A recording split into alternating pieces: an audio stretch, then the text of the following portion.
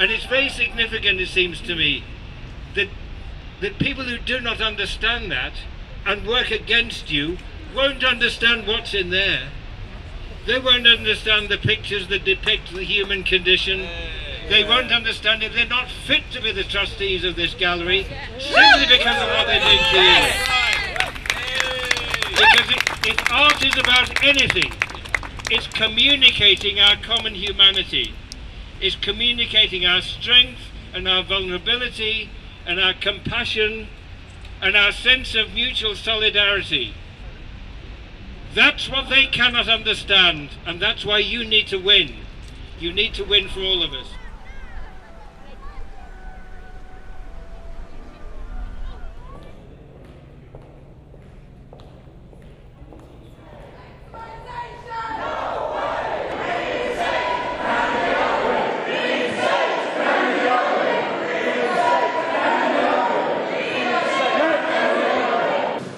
There is an argument to be made that Bartholomew was actually a very early socialist. What I think is more appropriate is to think of it in terms of possibly the PCS trade union branch. And the devil down here, well, I think it's a bit unfair on the devil myself. I would much prefer to see this as really an embodiment of privatisation. You see the horrible teeth marks here, you see the flaws and so on, and it's not just the outsourcing of attendance in the museum, but of course it stands for something much more significant. Let's face it, privatisation is about saving money. And to save money, what can you do apart from affecting the staff, paying them less, and changing their time and conditions? That's what will happen, and experience shows that's what always happens. We see, for example, at the Tate, which is another museum where PCS represents staff, there are people employed by a private company there, and all of them work on 0 hours contract, and they only get paid a poverty wage. They've got no access to proper sick pay, proper pension, proper maternity pay, and basically it's a sort of return to a Victorian era where workers were just picked out when we needed them, and when we don't need them, they just, throw back in the street and on the dole. Art shouldn't be privatised. The National Gallery, so our National Gallery of the UK, should be a public organisation. It should be run by the public, it should be for the public, and it should be accessible to all. There are a lot of struggles that I'm involved in that are important to me and that I'm passionate about. But this is something that's dear to my heart because I am an artist. I've grown up with parents who were artists. I've grown up in the arts world. And I'm a strong campaigner against racism and against discrimination.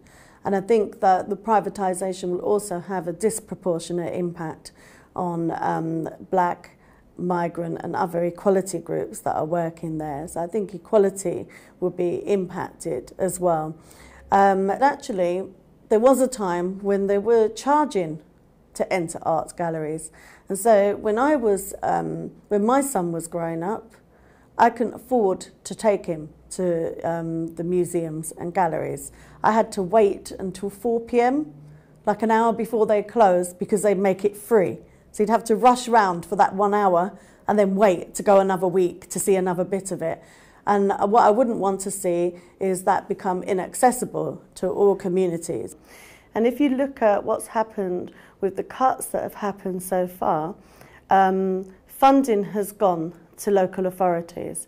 In fact, a government white paper last year stated that by 2015, so this year, there would be no funding at all in local authorities for arts and culture.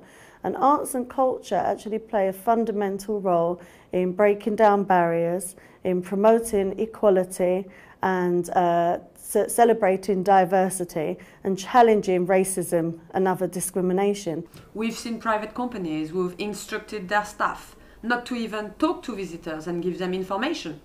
So your job may have been providing information about arts and culture and paintings to visitors, and suddenly you become a security guard in the pure, sense of it. This is actually a different job. You applied for a job to work for the National Gallery. The next day you wake up and you're working for the second biggest security company in the UK.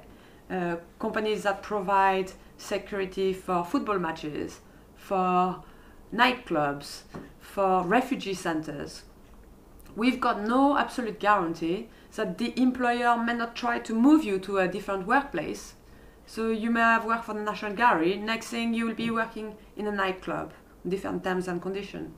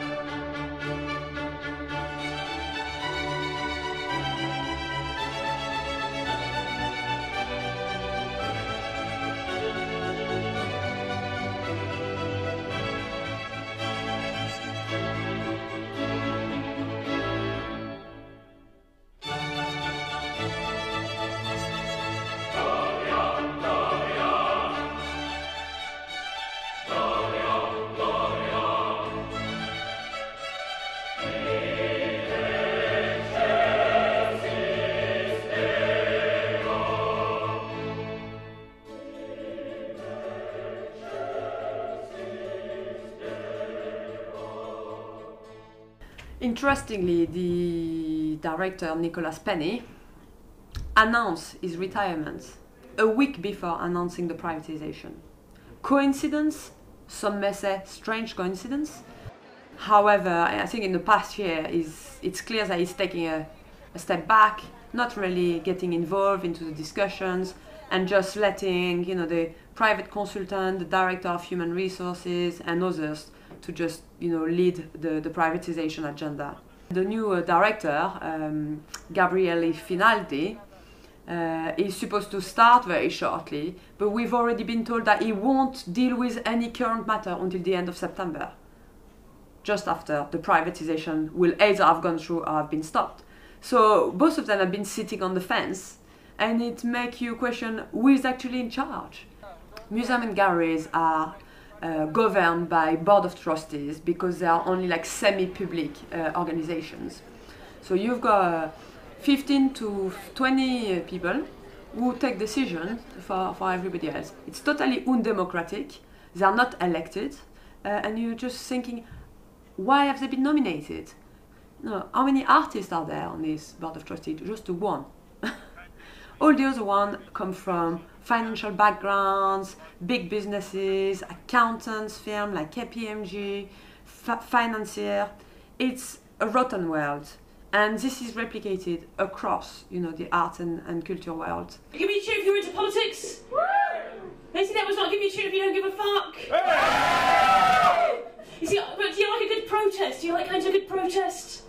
Yeah, sure. You see, that's why the revolution hasn't happened, isn't it? Like, well, you see, because I went to a protest the other week in Parliament Square, and I took my megaphone with me because I've got one. And this is true. I was walking through Parliament Square, and a policeman stopped me and said, "Excuse me, madam, could you tell me why you're carrying a megaphone in Parliament Square?" And so I said, "Yeah, my iPhone's broken." I do feel like with the arts in general, increasingly we're forgetting about the value of art, and we're constantly forced to focus on the financial value of art.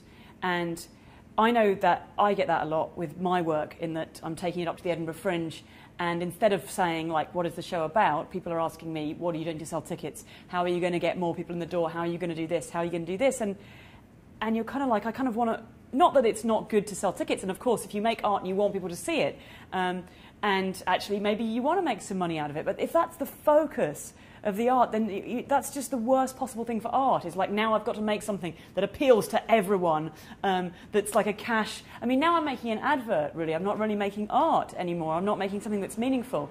And bear in mind that we're talking about running tours of the National Gallery on a private basis.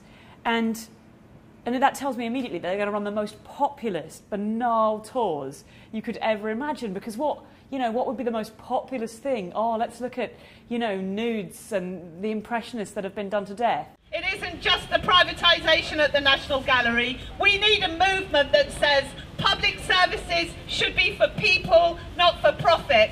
And that's what we think we need. Candy Udwin is one of our senior representatives at the National Gallery. She's an elected rep for PCS. And basically in February, she was suspended by the gallery for 3 months before to be sacked.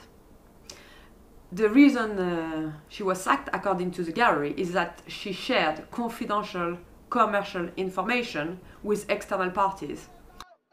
We took legal advice and also went in front of a judge before the employment tribunal take place in October. And that judge ruled that actually she was likely to win her employment tribunal. She was likely to win over the fact that she's been discriminated against and victimized as a trade union representative. So you're now in a situation where Candy is being paid by the National Gallery while she's not employed until the employment tribunal happens. A win here for Candy, a win here for the National Gallery workers, is a win for the whole trade union movement. And the attack on you is part of the attack on the working class people, on the poor, on the vulnerable, on the disabled, on the great attacks that we're seeing taking place now through benefit sanctions, through homelessness, through the most vulnerable people being attacked.